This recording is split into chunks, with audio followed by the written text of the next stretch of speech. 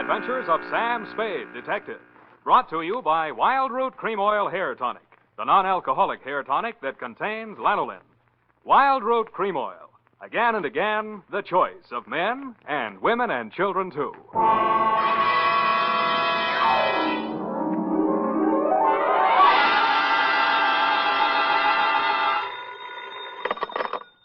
Sam Spade Detective Agency. Quoth the raven, nevermore. Yes. This is me. Is this Mr. Spade? Yes, but is this Miss Perrine? Oh, yes, but Why are you eating a peanut butter sandwich at this time of night? why the allusion to Poe's Raven? Was your assignment among the literati? It certainly was. There was Rowena from Ivanhoe, a lost Lenore, a no-place Ralph, and a Boris from the Karloff of the same name. Oh, how distinguished. Have you got a cold, F? No. Well, then there was a carnivorous plant, a hideous meat-eating specimen of the botanical world, trying to take 2 fingers off me.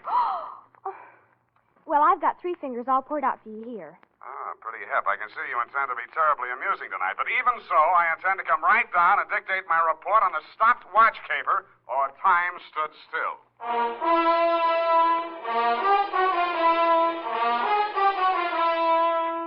Dashiell Hammett, America's leading detective fiction writer and creator of Sam Spade, the hard-boiled private eye, and William Spear, radio's outstanding producer-director of mystery and crime drama, join their talents to make your hair stand on end with the adventures of Sam Spade.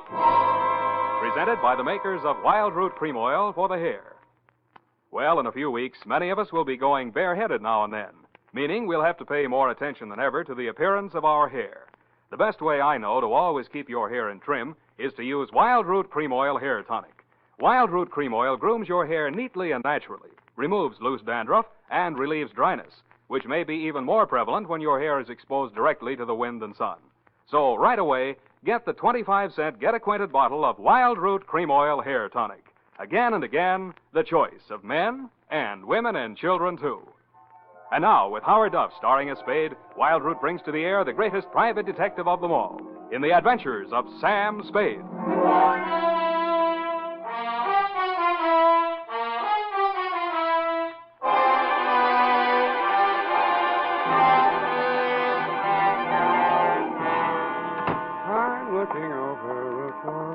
Sam. That's a mighty sharp routine you give a Perrine on the phone. Where's Effie? Who are you?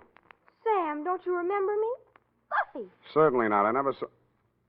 Buffy, wait a minute. Do I sense a certain family resemblance? No, you can't be Effie's little sister, Buffy. Yes.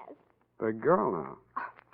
But thanks anyway for the tinker toys you sent me last Christmas. I'd kill myself. I intend to start having children of my own just as soon as it's practical. Where's F, Buff?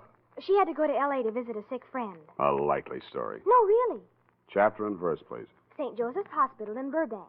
They went to school together, and her name is Lorene Tuttle. She's an actress. Yes, I know her. A very fine actress. Is it serious? I hope not for Effie's sake. They're very close. Yeah. Well, what now? You take shorthand, Buff? Sort of. Spoken like a true Perrine. Come on in.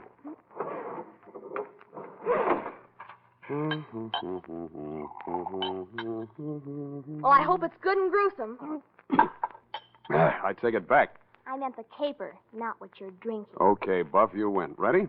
Why not? Date April 10, 1949, to Deputy Sheriff Bill Woodington, Marin County Sheriff's Office, San Rafael, California, from Samuel Spade, license number... 137596. Oh, steady listener. Subject, the stopped watch caper. Dear Bill, here's how it turned out, and if I ever phone you for advice again, I'll take it because you were right. She was loaded. What about those threatening letters, Sam? Don't give another thought. Old Lady Raven's had me up there a dozen times the last 6 weeks. She got threatening letters, she got prowlers, but when I got there, she can't find the letters, and the way that house is tucked away in the woods, I don't think a prowler could find it. How do I find it, Bill? Huh? Well, the Gray Line bus goes right by the gate. Mount Tama Palides Road, about 3 miles this side of Rock Spring. Well, that sounds pretty rugged. You, say she's a crank. But she's got money, Sam. Oh, the poor old soul. And she got a niece. Oh? Yeah. Over 23, but she's stacked. The old lady's loaded, the niece is stacked. Who else lives there? Well, there's a butler. Somebody flattened his head when he was young, and he wears bangs to call attention to it. Sort of shuffles around the house. You ought to see him out in the woods chasing them old ground squirrels. Quick as a deer hound. Yeah, and Never mind. You sold me. All these marvels I have got to see.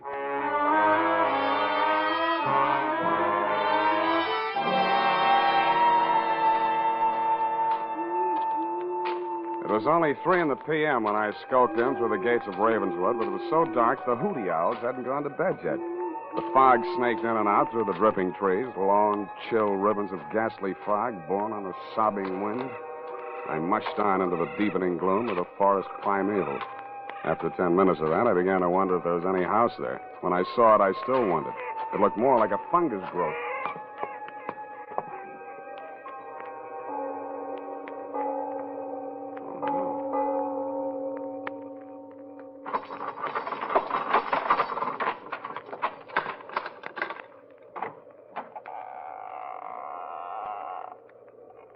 Yes? Speak of the English?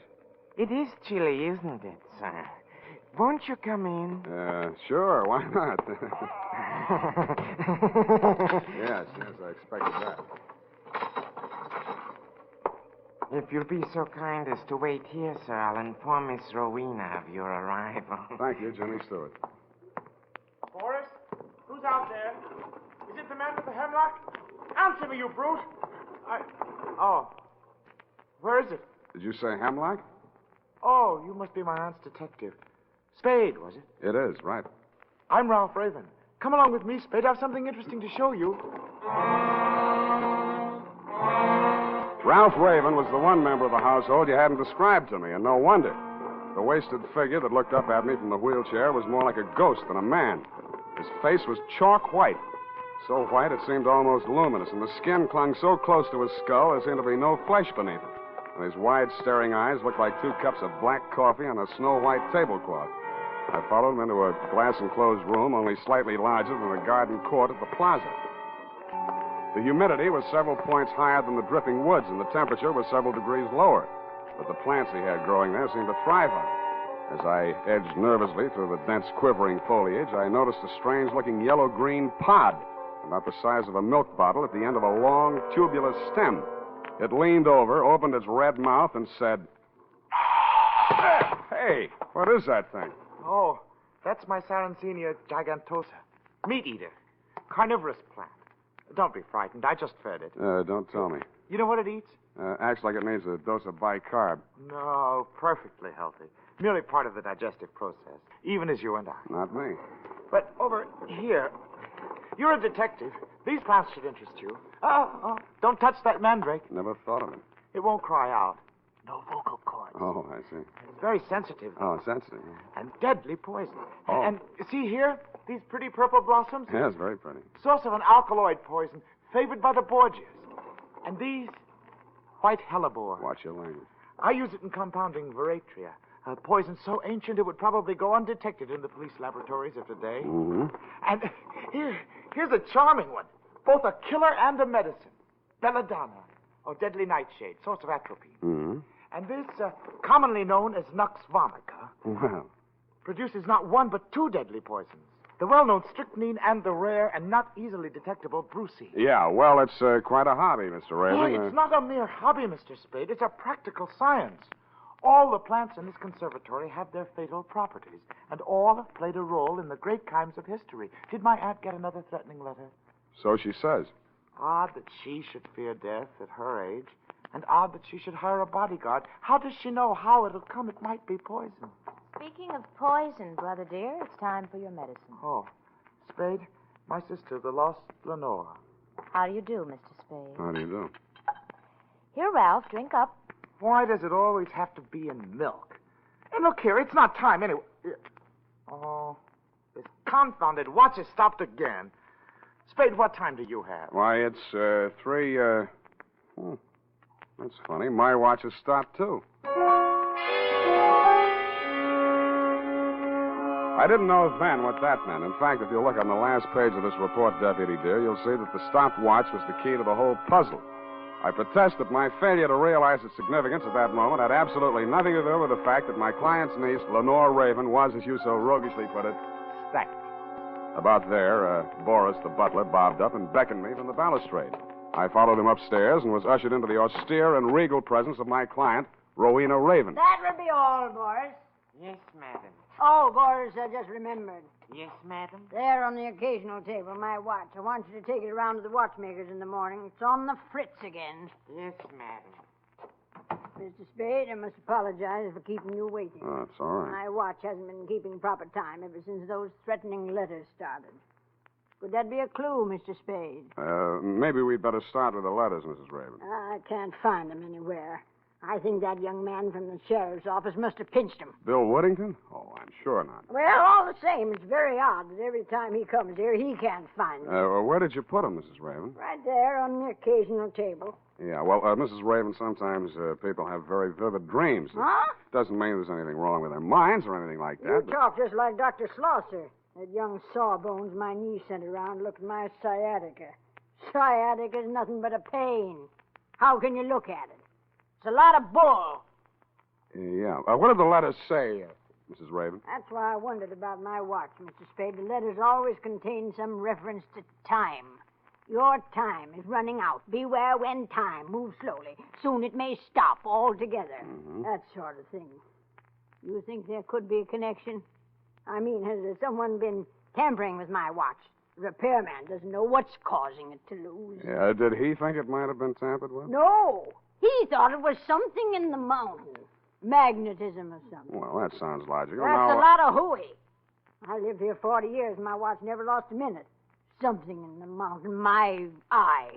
Something in this house, more like, or somebody. You ask me, he's not half so sick as he pretends to be. Your nephew? Uh-huh. What do you think? Well, I think he's a very sick man. No wonder. Sitting in that damp conservatory day after day, pattering over those fiendish poisonous plants. You see the one that eats mice and hamburgers? Yes, I did.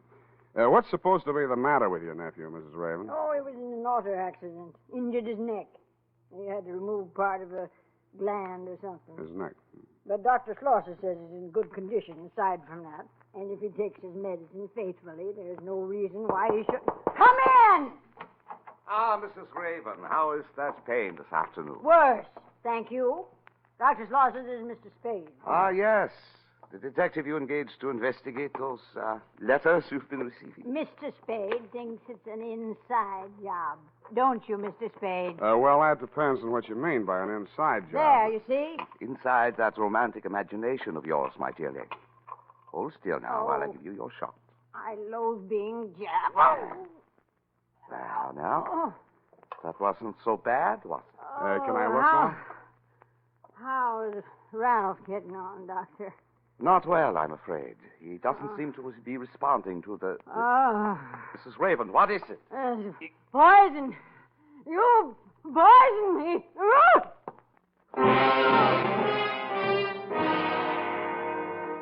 The cry she uttered was only half as terrible as the expression on her pain-contorted face.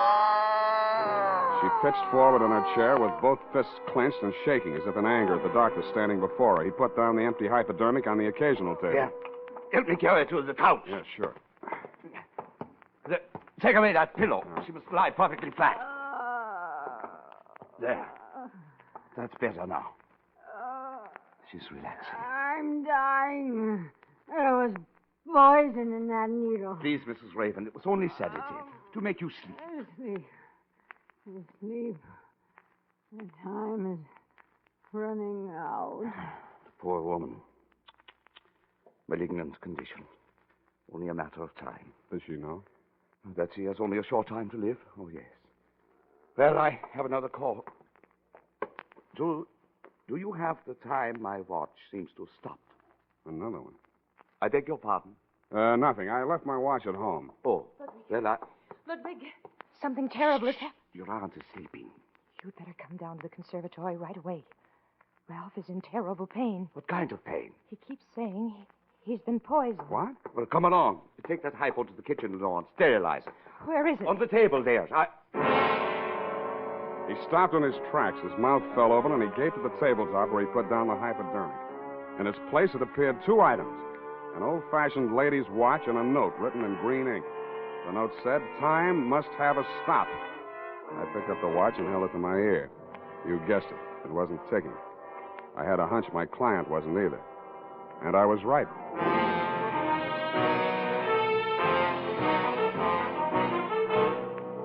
The makers of Wild Root Cream Oil are presenting the weekly Sunday adventure of Dashiell Hammett's famous private detective, Sam Spade.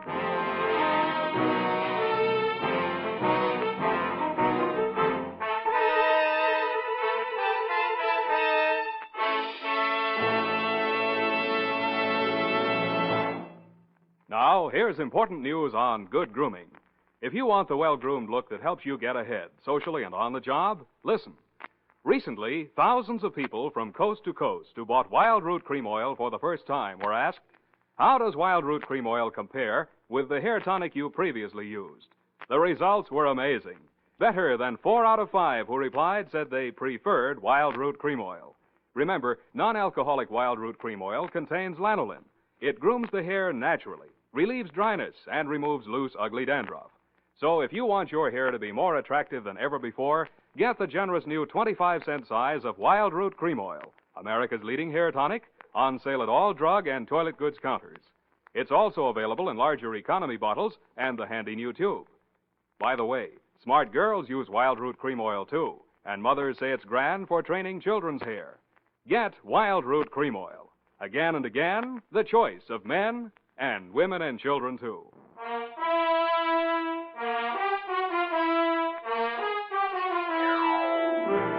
And now, back to the Stopped Watch Keeper. Tonight's adventure with Sam Spade.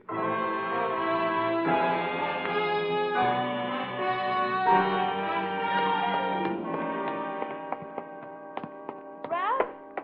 Ralph, where are you? Where did you leave me? Hey, wait. Over here. Oh, Spade. Keep them away from me. Ralph, I came as soon as I could. Tell me your symptoms. No. I phoned for another doctor. He's on his way now. Spade, my aunt. Take me to her. I must tell her. Tell her what? I'm afraid we have some bad news for you, Ralph. Your aunt is dead. Oh, so you poisoned her, too. Ralph, you're sick. You don't know what you're saying. She's been to every specialist in the country. They all said the same thing. They all said she was good for another 3 months. My dear boy, in these cases, any doctor's guess is as bad as the next. No. Please, Ralph, you're very sick. Please let Ludwig examine you. If it's what you think, the other doctor may be too late. Why not? Why should I fear death? That's better. Now let me see your eyes. Uh, So, open the mouth. So, What is it? What is it? he's right. It is poison. you see? You know, see? my dear. Yes? When you sterilized that needle for Ralph's shot this morning, did you pick up the wrong bottle? Of course not. Strange. Very strange. But don't worry, Ralph. There's a very simple antidote. Oh, thank heaven. You should, my dear. Indeed, you should.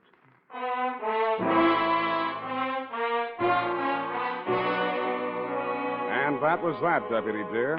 2 doctors and the county coroner took one look at my late client's medical history and decided on death due to natural causes. I didn't think so, and neither did you. So there really were threatening letters. I saw one. You sure now, Sam? Sure, I'm sure. Where'd you say it was?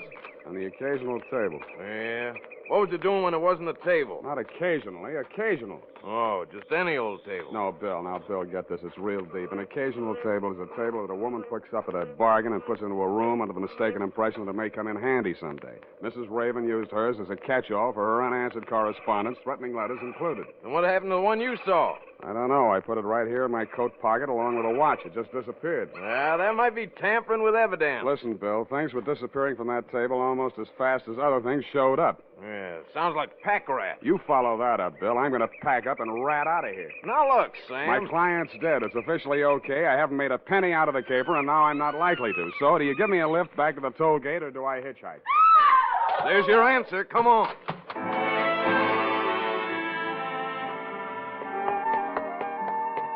When we reached the second bedroom, whence the scream had come, we found the lost Lenore looking well found in something comfortable. She standing center stage, regarding herself with horror in a full-length mirror. She looks awful pale, Bill. You better go downstairs and get some ice water. She might faint. You think so? Yeah, hurry up. I'll stay here and keep up her circulation in case anything happens. Yeah, you're right. Beat it. Oh, it's you, Sam. I thought... You thought what? Look, I found these on my pillow. One watch, one threatening letter. Whose watch? Mine. I left it on the dressing table when I went in to cream my face. When I came out, somebody had slipped this under it. On the dressing table? No, under my pillow. You said on your pillow. I meant under. I mean on. I don't know what I mean. What are you trying to do to me? Just trying to get things straight. But the note. Look at it. It's exactly the same as the one he left in my aunt's room. Why do you say he? Oh, I don't know. Yes, I do. It's because I don't trust Ludwig. Dr. Schlosser. That figures. He doesn't trust you either. When he pretended to think I might have picked up the wrong bottle. Hmm? Oh, he was acting. Couldn't you see You're that? not doing a bad job yourself. I'm not acting, not anymore. Listen to me. Listen. He's acted strangely ever since I foolishly said I'd marry him. I would myself. Oh, Sam, darling, don't joke. I don't mean like that. How did you meet him? He got me out of a jam once. The accident, when my brother was hurt. I went for a doctor, and he happened to be the nearest one. Well, I'd been drinking, and he took over, and he sent me home before the police arrived at the scene. Didn't Ralph know? He blanked out. He doesn't know to this day. But Ludwig never forgot. He forced me to recommend him to my aunt. He got into her good graces, practically moved into the house. Then he pretended to make love to me. Pretended? He didn't care about me till he found out about my aunt didn't have long to live.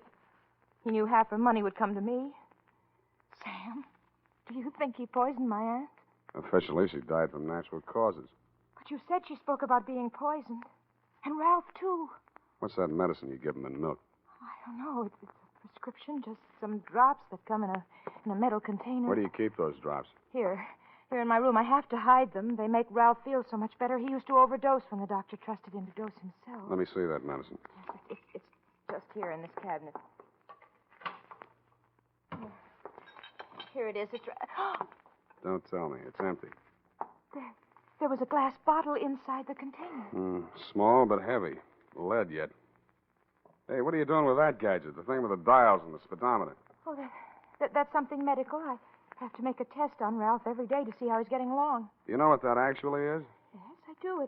It detects anemia. Well, I wouldn't know about that, but a Geiger counter is generally used to detect something else.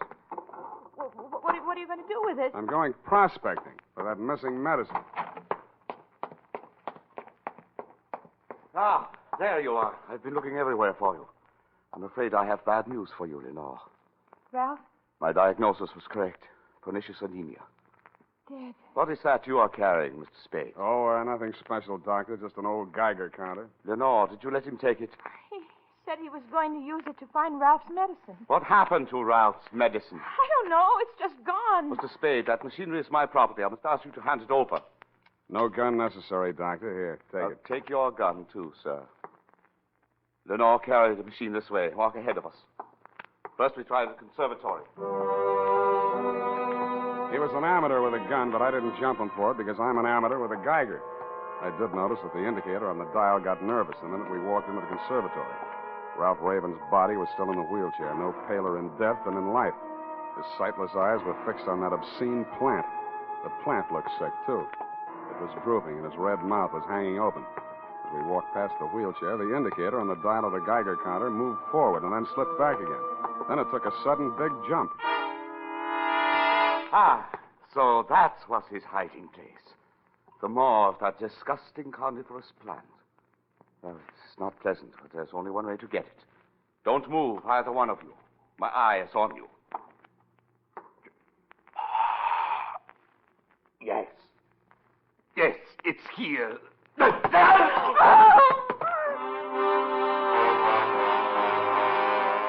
first, I thought the plant had bitten him. But then he pulled his hand out, and I saw what had happened. There was a hypodermic outfit stuck in the heel of his hand. It surprised him no end, but he still managed to hold on to that gun. He swung it away from me and was holding it on Lenore. You knew? No, I didn't. You must have. Ralph knew. He must have told you. No, I swear he didn't. What do you think I did this for? To die and leave you behind? To enjoy the money I got for you? No, you will come with me. Oh, no, you don't know what you're doing. There's someone right... Shut up. What are you looking at? What's behind me? Don't bother to rush him, Sam. I've got him. Hold it, Bill. Yeah. How's that for shooting, Sam? Yeah. You find a bullet hole in him, Bill, and I'll call it good.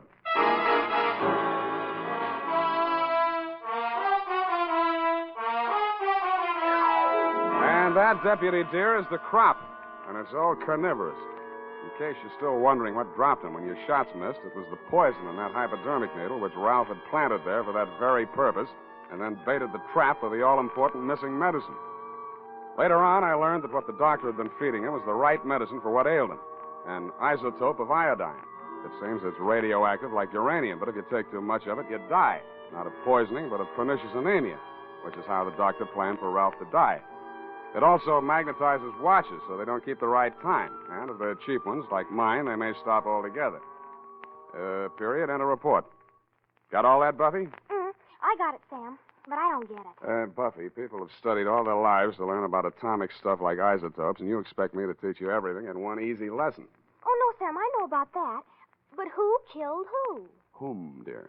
The doctor killed everyone, but Ralph loaded the needle. Then they were accomplices? No, Buff, get this. It's real shallow. Ralph knew there was no way in the world to prove that the doctor was killing him and hastening his aunt's demise, so he saw to it that she got a dose of detectable poison and did himself the same favor. Oh. Now, like a good girl, go type that up,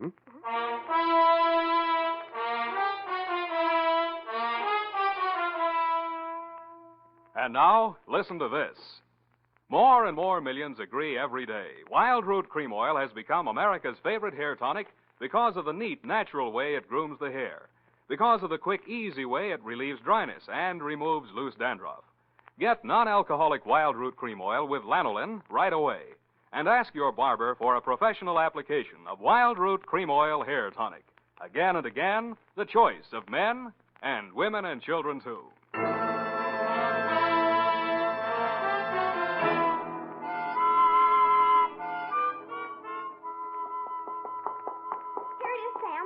And I certainly hope that butler was brought to justice. What for? His dialect? Oh, for helping to deliver the threatening letters and then stealing off the occasional table. A brilliant deduction. How did you deduce? Sam, that's for kids. If Ralph was too ill to walk, then somebody had to push him upstairs in the wheelchair. Well, wouldn't it have been easier just to carry him? That's how he did it? Or just go up himself? That's how. Possibly, and then again, we may never know. But do we care? Yes. I hate loose ends, Sam. Then keep it up. Good night, Sam. Spoken like a true Perrine, so I'll say to you, good night, sweetheart.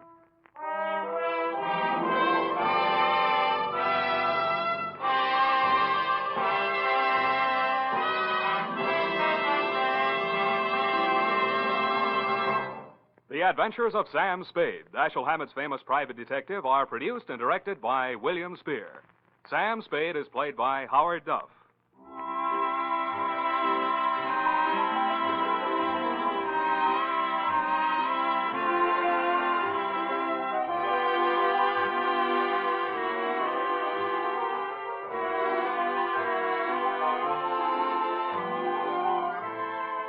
The Adventures of Sam Spade are written for radio by Bob Tallman and Gil Dowd. Musical direction by Lud Gluskin, with score composed by Renee and Pierre Garrigang.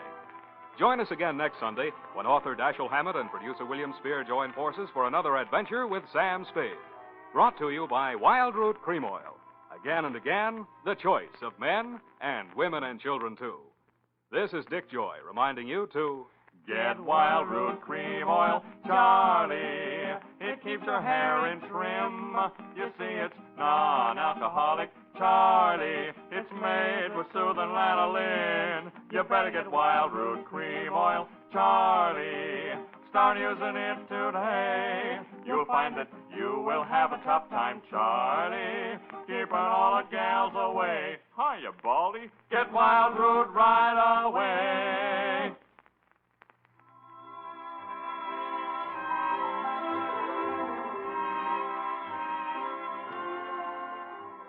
This is CBS, the Columbia Broadcasting System.